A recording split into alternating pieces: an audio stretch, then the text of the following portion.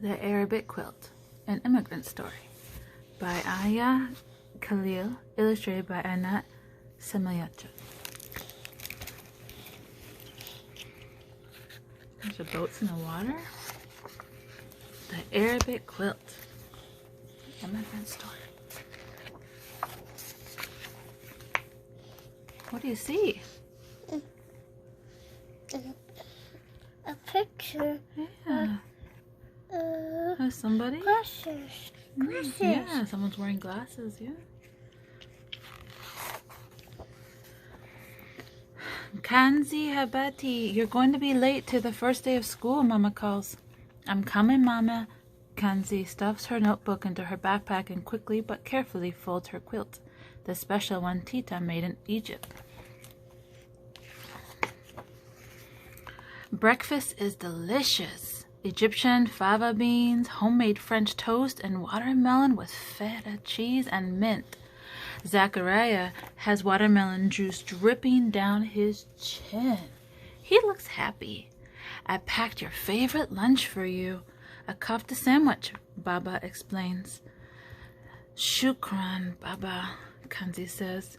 But secretly, she wishes her Baba would pack her peanut butter jelly sandwich instead. Her family has just moved to this town, and she doesn't know anyone. She doesn't want to be different. In the car, Mama sings along with the songs on the Arabic radio channel. When they pull up to the school, Kanzi turns down the radio volume. Mama gives her a confused look. Good luck today, Mama says. Bahabek. I love you too, Kanzi responds. In class, Mrs. Haugen asks all the students to share their facts about themselves. When it is Kanzi's turn, she says bravely, I am Egyptian American. I love to swim. I love to write poetry. Then she sits, looking down at her desk. I want to see. And look at this, it says, welcome to 3rd grade. Let's see what happens. At lunchtime, Kanzi is surprised when Mama walks through the door. Habati, you forgot your lunchbox. Habati, like the Hobbit? Isn't your name Kanzi? Molly snickers. Her classmates laugh with her as they walk to the cafeteria. Mrs. Hogan sees tears rolling down Kanzi's cheeks. What's wrong? She asked. Molly made fun of what my mama said, Kanzi replies. Oh, Kanzi, being bilingual is beautiful, says Mrs. Hogan. Don't let anyone make you feel ashamed. You are special.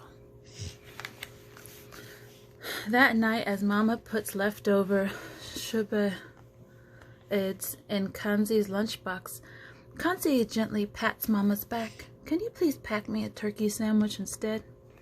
Before bed, Kanzi writes a poem as she hugs her quilt, which smells like Tita's home.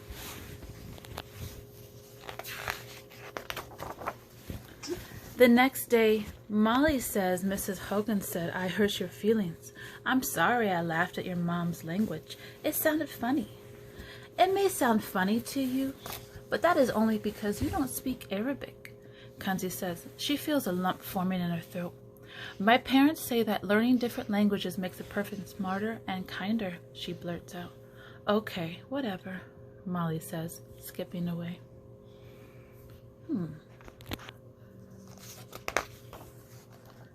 Mrs. Hogan calls Kanzi to her desk.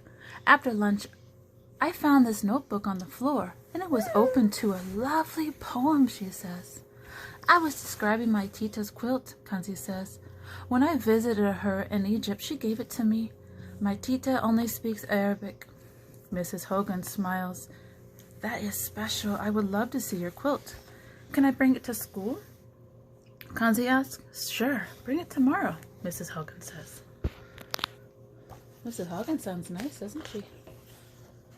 Very accepting. The next day, Kanzi unfolds her quilt in front of the class. Her heart is pounding.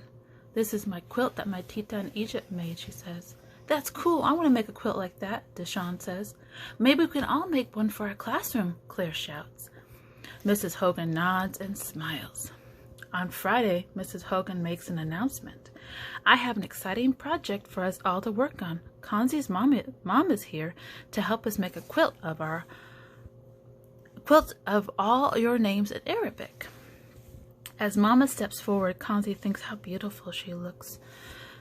Shukran for welcoming me here, Mama says. Kanzi and I will write down your names in Arabic, and you will copy your name in your own quilt, please. Peace.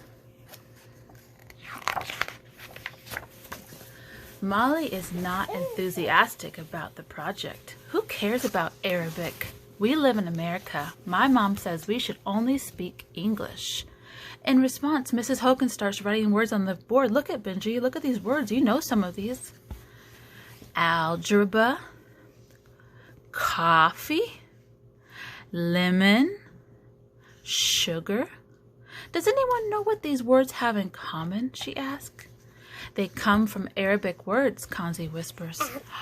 Mrs. Hogan laughs. Look at that, Benji. They all come from Arabic. Learning other languages besides the one we grow up with helps make the world a friendlier place. Yeah, they're all looking and listening. We can speak non-English languages and still be American. Let's turn the page. Let's see what happens. Help. Here. Thank you. I wonder what my name looks like in Arabic, Brianna says. Kanzi and Mama write down everyone's name. Neat, shukran, Amina explains. Everyone copies their Arabic names onto sheets of colored paper.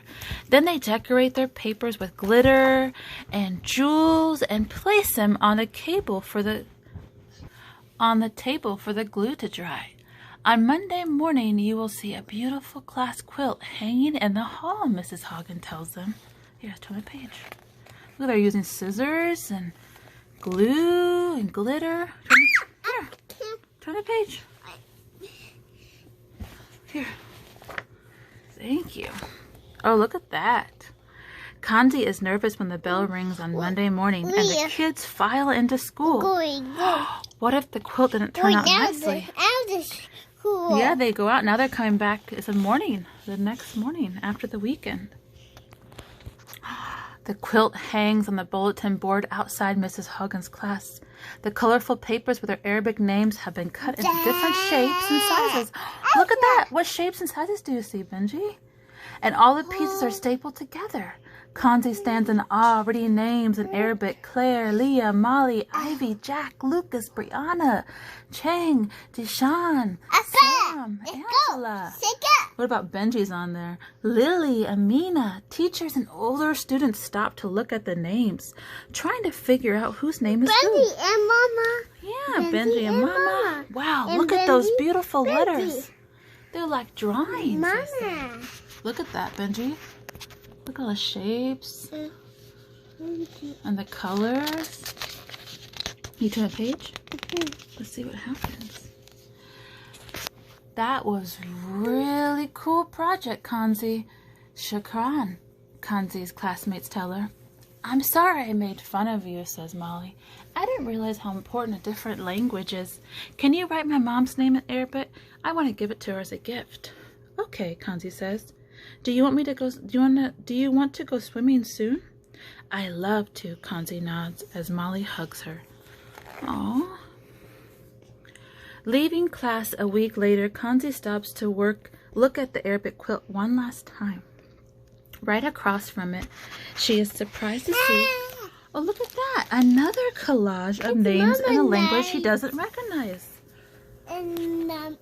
Those are my classmates' name in Japanese, Cora says. She asked me to help write everyone's name in Japanese. Aren't languages a beautiful thing? They can truly unite us. Kanzi smiles in agreement.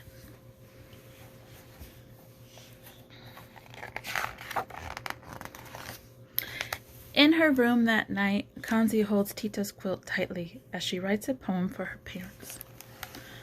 Shukran, Mama and Baba, for always encouraging me to be proud of speaking a different language and speaking it out loud. Languages can unite us together like a quilt, so I'll always speak my languages without guilt. I will never be ashamed to speak in a language that is so unique. Bahabek, Mama, Baharet, Baba. The end.